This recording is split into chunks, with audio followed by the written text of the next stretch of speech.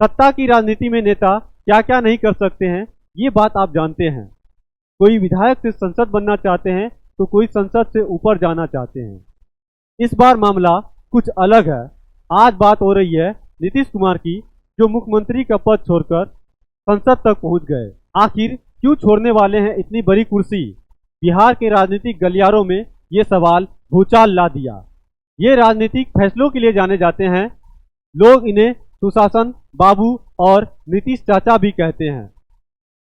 ये समय के हिसाब से अपने फैसले बदलने के लिए भी जाने जाते हैं। नीतीश कुमार जिस पार्टी से राजनीति करते हैं उस पार्टी का नाम जनता दल यूनाइटेड है। इसकी स्थापना 30 अक्टूबर 2003 को हुई थी, जिसमें शरद पवार, जॉर्ज फर्नांडिस और खुद नीतीश कुमार की अहम भूमिका रही है। अब अगर इनकी राजनीति को देखें तो कहानी काफी दिलचस्प है।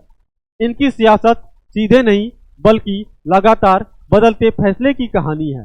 1989 में पहली बार संसद बनकर दिल्ली की राजनीति में कदम रखे। साल 2000 में पहली बार मुख्यमंत्री बने और सिर्फ 7 दिनों के अंदर इनकी सरकार गिर गई। फिर आया साल 2005, उन्होंने सत्ता संभाली और बिहार की राजनीति में पकड़ मजबूत कर ली।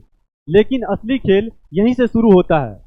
साल 2013 में एनडीए से नाता तोड़ लिया, क्योंकि प्रधानमंत्री चेहरे को लेकर मतभेद सामने आए।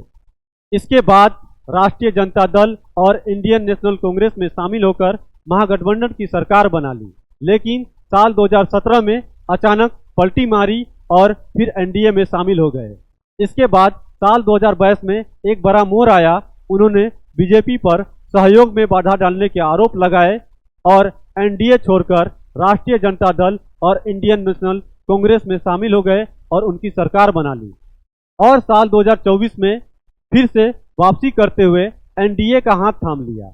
यानी नीतीश कुमार सिर्फ नेता नहीं बल्कि वो खिलाड़ी है जो वक्त के हिसाब से पूरा खेल बदल देते हैं। और अब 2026 में मुख्यमंत्री पद छोड़ने का फैसला किया, राज्यसभा का रास्ता चुना।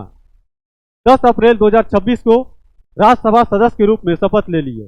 संविधान के नियम के मुताबिक वो एक समय में 2 पद पर नहीं रह सकते हैं, इसलिए समय सीमा के भीतर उन्हें मुख्यमंत्री पद छोड़नी ही होगी। नीतीश कुमार का राजनीतिक कद इसी से समझिए, वे बिहार में अब तक 10 बार मुख्यमंत्री पद की शपथ ले चुके हैं और बिहार में लगभग 20 साल से सत्ता संभाल चुके हैं। अब सवाल यह है, क्या यह सियासत का बड़ा दाव है या किसी बड़े बदलाव की तैयारी? अब सूत्रों के मुताबिक नीतीश कुमार 14 अप्रैल 2026 को मुख्यमंत्री पद से इस्तीफा दे सकते हैं। ऐसे में सबसे बड़ा सवाल यह है कि बिहार की कमान अब किसके हाथ में जाएगी? राजनीतिक गलियारों में चर्चा तेज है।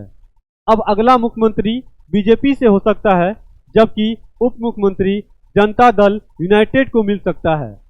मुख्यमंत्री के रेस में कई बड़े नाम सम्राट चौधरी, विजय कुमार सिन्हा, नित्यानंद राय, रेणु देवी। लेकिन असली फैसला अब भी बाकी, क्योंकि सबकी नज़र दिल्ली से आने वाले उस सीक्रेट पर्ची पर टिकी है जो तय करेगी बिहार का अगला मुख्यमंत्री कौन होगा। अब आप बताइए, बिहार का अगला मुख्यमंत्री कौन होना चाहिए? आप क्या सोचते हैं इसके बारे में कमेंट में हमें जरूर बताइएगा।